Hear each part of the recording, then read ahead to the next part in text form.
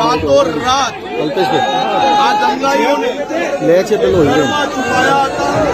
તો કોઈ ગભરાઈએ છુપાયું હતું, તો કોઈ ટાંકીની પાછળ જઈને છુપાયું હતું.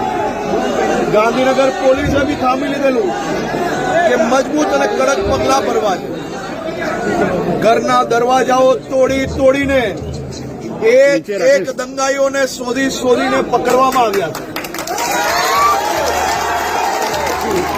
આ એક તો એક દંગાઈઓ ઉપર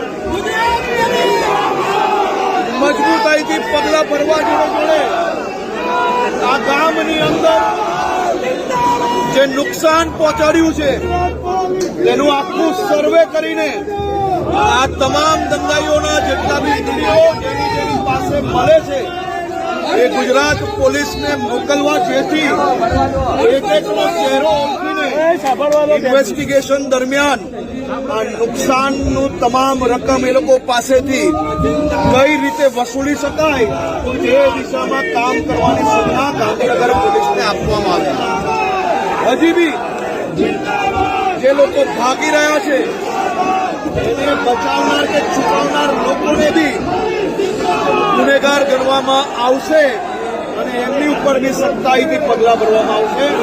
હું આજે માઈ ભક્તો જોડે અહીંયા આરતી કરવા આવ્યો છું. એમની સાથે રહીને મા ભક્તિનો અવસર આજે મને પ્રાપ્ત થયો.